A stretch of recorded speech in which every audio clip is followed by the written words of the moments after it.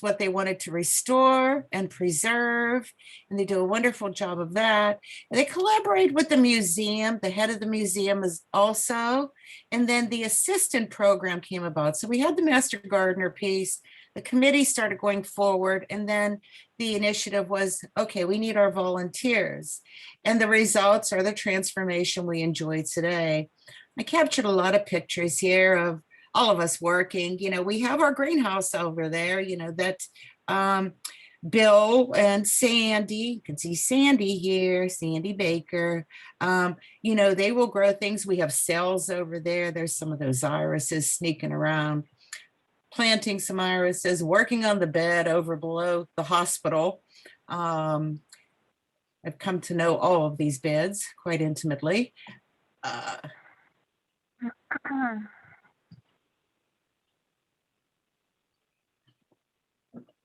So the assistant program is entering its 20th year. It's a co-op between the Public Museum and the Master Gardeners. This year, which was 2020 coming into 2021, we did work last year, by the way. We were outdoors and we worked. So coming into this year, we had 118 volunteers, which is wonderful, and 21 of them were Master Gardeners. We work in teams with a master gardener supervising each team. There's a strong educational component to it as well. We're required as master gardeners because we're required to do X amount of volunteer hours as a master gardener each year, and X amount of hours of educational continuing ed. But before we start every Wednesday, the master gardeners will present a mini topic. It could be something as simple as, last year we didn't do any, but the year before I pulled out the new weeds in my garden and I took them over and put them on a platform and said to everybody, this is what's growing this year, because every year I had a different weed in my flower beds, and just something very simple. And everybody went, yeah, that's new in my gardens too. Or I did one on calla lilies, just took over all my roots that I have in a huge bucket and said, everybody can have one because I've got about 1,000. So that could be our educational component. There's a lot of sharing of plants that goes on over there because number one, we may be moving things out of gardens and we'll say, hey, here's a pile of them, go take them home if you desire. So that could be the mini topics. So when we ask you about what can you do if you want to be one of our Arboretum assistants, the commitment is our work sessions are between April and October. We'll work pretty much, I believe we might have worked up till near the end of October last year, because then we have a lot of cleanup, branches, leaves, etc. We hope to start this year on March 31st. Actually, we have a meeting tomorrow to discuss how we're going to approach that with COVID, especially for the safety of everyone, because there's training involved with you or any new people. Excuse me one moment. But we're working on that. Parking shouldn't be an excuse. We have the whole big parking lot to park in, and we all park along Parkside South there on Wednesday mornings. It's 9 a.m. till noon, and weather permitting, of course. We might get caught in the rain, but we don't stay in the rain. When it gets extremely hot, we do modify those hours because it's just extremely hot. We check in, we start mini topic, and then we go off into our groups. The groups are determined by the work that our leaders want done, not the master gardeners, the leaders of the museum who I'll identify. They go around in their gator and they go, okay, I want this done. We don't trim trees. We have arborists that do that volunteer their time, but it'll be a matter of, cleaning out beds. Certainly we love to edge, we're doing a lot of edging and digging up weeds around trees. lots of weeding and clearing up. That's all identified over the weekend. And we communicate to you as volunteers what you're going to be doing. We put you on a team. You volunteered. We put you on a team. And this is what you'll be working on this week. You know, if health or bending or something isn't good for you, we can find something else for you to do on that project. You can stand and, you know, move the cart or whatever, but we want to have you.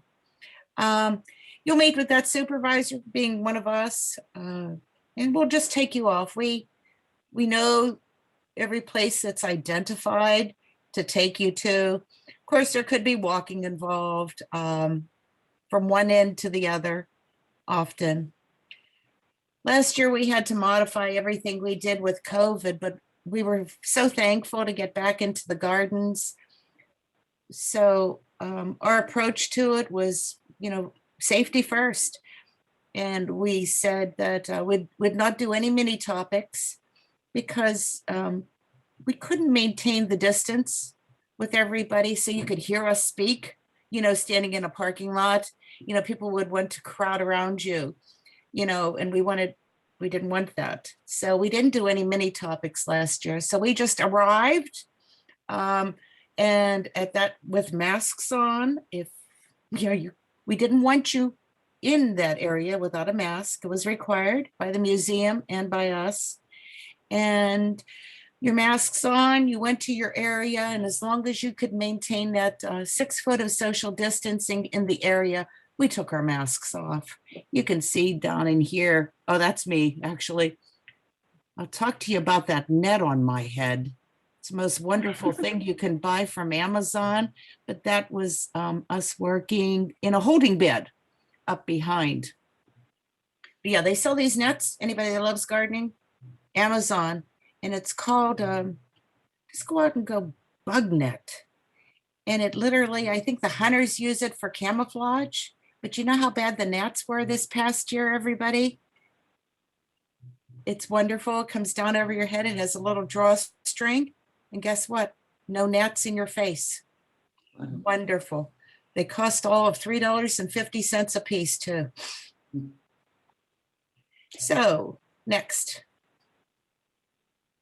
Captured some photos here, near and dear to all of our hearts, of course. But we do have dedicated areas in the museum, benches and trees. Some people in the Rotary may not have been aware of this. Other people had said that would be a good inclusion. The Trudy's garden certainly is a memorial garden in the very far western portion. Is that correct? Yeah, west. You know, by her brother, Matt Boland. There actually is a chair. I might have here a picture of a chair that then somebody in turn dedicated a chair to him. But if you're ever interested in dedicating trees or benches, we at the museum can put you in contact. I believe this year it still may be Leslie Noble that is handling that. And you can dedicate a tree or a bench. The grounds of Trudy's was always maintained by that dedication garden to her by her brother. And the past several years, the volunteers and the master gardeners have been maintaining that area. And we all love to go to Trudy's garden because it's just beautiful, you know. So with that being said, the red benches around that area. Of course, this is just another memorial in Trudy's garden right here to Trudy. Some artwork, you know, some of our artwork got washed down the creek the other year on benches, etc. And some has been recovered. This is a dedicated bench to, captured that because of the mention of Marilyn Wademan. And this was actually a bench here that was dedicated by friends and family to her spouse. I believe he was a doctor in the area, if anybody knows of him. So I captured that. Here's just oh no, I think he had a bench and a tree. Maybe not. Oh no, this is Boland's bench and this is his tree. But anyhow, this is what the plaques look like. if you're donating a tree or a bench, we plaque it, we maintain it. And this was for Dr. Wademan.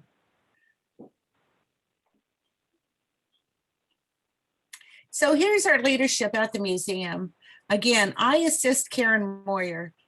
She keeps trying to get me to take the job, but I am her assistant. I keep telling her I'm trying to make her job easier. She's just a sweetheart. So Karen coordinates all the volunteer activities over there. We maintain the roster. We make sure we have good information and we communicate. That's what we do. We're good communicators. Sandy Baker is a master gardener. Horticultural needs coordinator. Sandy knows everything about a flower, tree, everything. Oh, what a lady. But she works in tandem with Bill Rydell. He is our Arboretum manager. So the two of them you'll see often running around in the gator and identifying the needs of what we need to do, and they make up the plan for each week, every single week. Karen and I send them how many volunteers we have. So maybe we have 35 volunteers, 40 volunteers. We tend to get more in the spring and the fall, and maybe a little less when it gets really hot in the summer. And then they assign what we're going to do.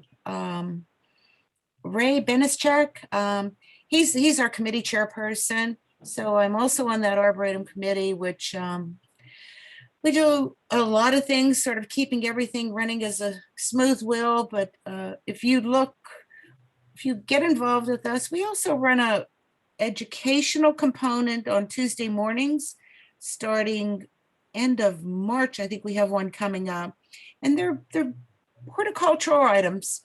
I've attended one that's, the history of fairy gardens, gnomes in the garden. We have a fly tire coming in talking about the insects on the creek. So if you're interested in any more of that information, that will be posted on the Reading Museum website. But we're hoping to get them going also. How they're going to start, maybe Zoom. It was so nice when we could be in the planetarium auditorium, but I think it's getting better, but what do we know? How about it? Arboretum Office, we have a phone there, Reading Public Museum. Here's that little fun thing that's going to come up maybe this spring. As you can see, there are a bunch of irises there. This is, if you're facing the entrance to the Reading Museum, to the left is hopefully a surprise garden that's going to come up this year. It was planted last year.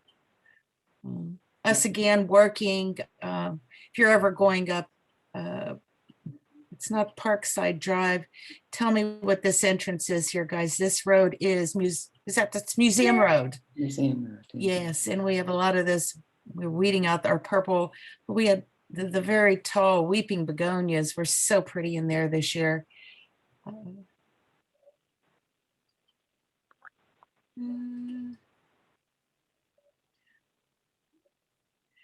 So that in turn is the end of my presentation, but I'd like to put it back to, an email address, mine or Karen's.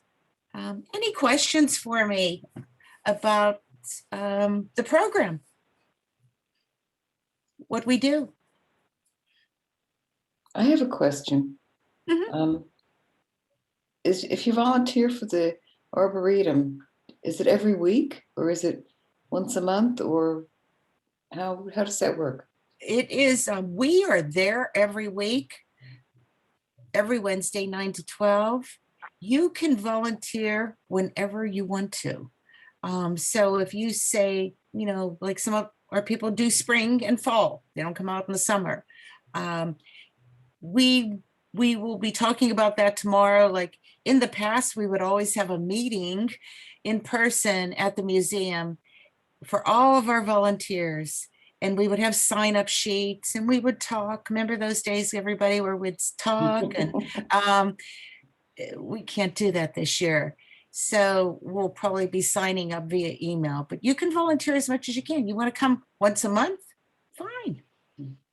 You just, you'll communicate with us what dates you feel you can come.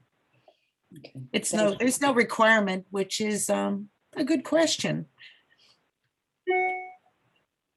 No experience necessary? No experience, just well, no experience necessary, because we have people that come there that will often, we'll put them over to edge around a tree, and they'll go, is this a flower? And we'll go, no, that's grass, and go ahead, yank it all out. So no, but everybody's always at first going, I don't know if I should pull that out. Pull it out, it's okay. Our goal is to get the area cleared, but no experience needed. We do, you bring up a good point in that we do ask that you bring your own tools. And again, that we have some, but COVID sort of got us to the point last year that everybody has a favorite tool, I think, of their gardener that they work with. Come with your little trowel or your little weeder. So we all bring our own tools. They supply the tarps, buckets, what have you, for the weeds that, we may toss them onto those tarps. And again, we have rovers, we call them, that just run across the grounds nonstop from 9 to 12, picking up all of our weeds from the tarps. So we don't do that. We yank them out of the ground. Somebody else takes them to the compost area right there behind the greenhouse. Okay. And Jason has a question. She says, are there other days for volunteering other than Wednesdays? I can't really answer that question. Sometimes there has been other work. How about that? So Wednesday is, our weeders and planters, but I know that guys show up on other days and are doing some special projects. I mean, I'd like to take your, please send me your name, email address, and phone number, and I'll share that with Bill, because there may be other work over there, and we never want to let a volunteer go past us. Okay. And Kathleen wants to know, is there a beginning date this year for volunteering? The beginning date is targeted, or one moment here, I want to just look at the calendar to make sure I'm accurate. At last conversation with Karen, it's to be March 31st, which is the last Wednesday of this month. That's, of course, if the ground isn't still frozen. Tongue-in-cheek remark, of course. But it's to be March 31st. Again, we have a meeting tomorrow morning. I think we're sticking with that, but it's just how we're going to approach it with COVID. I think we're going to still follow the protocols from last year, but again, I'm just one person in the group. Mm-hmm. But yeah, we will start March 31st. Okay. And is there an orientation session for new volunteers? There, every year, we always had a orientation. So we had a general meeting for our returning people, and I believe it was an hour before us, the old timers would show up, the people that had been there before, an hour before they do an orientation for new members, for new volunteers. With not having in person anymore, of course, we didn't do that last year. This year, I do not believe, we'll discuss that tomorrow, but what we'll be doing is, as we get our new volunteers, which we have several now, Karen is going to meet with them, perhaps in a group of 1 to 2, and go over an orientation that way. Perhaps in the tent, or outside, that, it's not an enclosed area. So we will be orienting new people, to answer the question, just not in groups. Thank you. And Barbara says, thank you for all the hard work it takes to keep the ground so beautiful. And it's just, I'm telling you, if you want to feed your soul, I love it over there. When we walk away at the end of the day covered with mud, perhaps from head to toe, and mud caked in your shoes, etc., and you walk away and you go, sort of like when we work at home. It's very rewarding. It's very rewarding. That's good. Are there other questions or comments?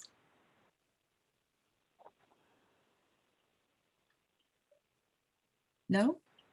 Well, I thank you all for your time. I appreciate it. I hope it's you may join us or you may tell other people about us. And I'd be happy to, oh, you're recording me today, so Yeah, but I started others, late. huh? I started it late, so. You started it late. Yeah. I'd be happy to send you the presentation if you wanted to capture some slides off of it.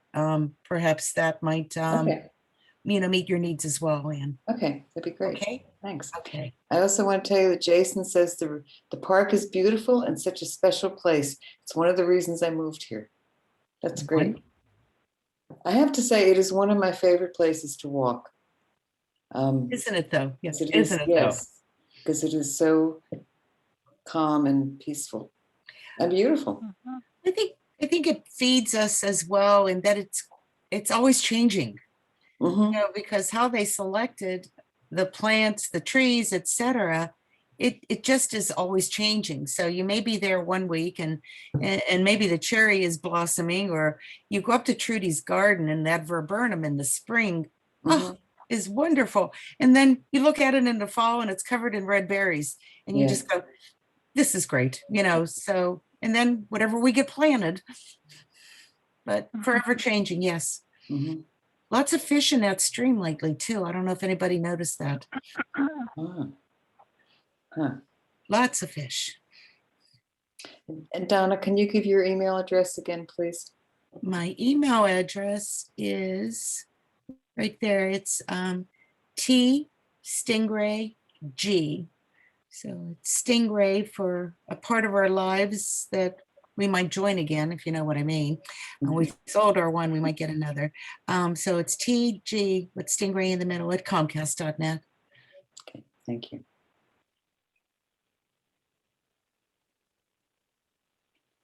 Any other questions, comments? Is anybody here a volunteer at the Arboretum or at the museum? Maybe you will be. I think the gift shop is, I know they were looking for volunteers to work at the gift shop right inside the museum. I'm not aware of anything indoors. I'm an outdoor girl, so this is where I like to be. But I hope, again, pass the word, join us. Any information I can help you with that you want to talk about, come on over Wednesday morning, walk around, see us.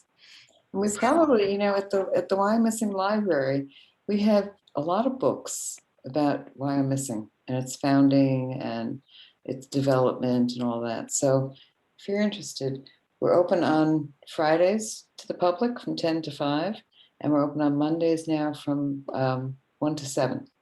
So come visit us too on your way to the museum. Are you part of the Berks Library System? No. No, Yes, I sir. did. That's interesting you mentioned, because I had a gal that hit me up the other day and wanted to buy books. And it's a very common book. I read it in bygone days of Berks County, and the other one, of course, was the Dreamland Park, mess. And I directed her to the, rather than purchasing them, they're hard, a couple of them are hard to purchase. Let's go to the library. And when I was looking down the library list, I didn't see YO in there. I didn't know that. So Yeah, you're very independent and funded. Yeah, we work with the library system, but we have our cataloging system is different, our funding is different, but Understood. yeah, we all work together. Okay. Yeah. Okay.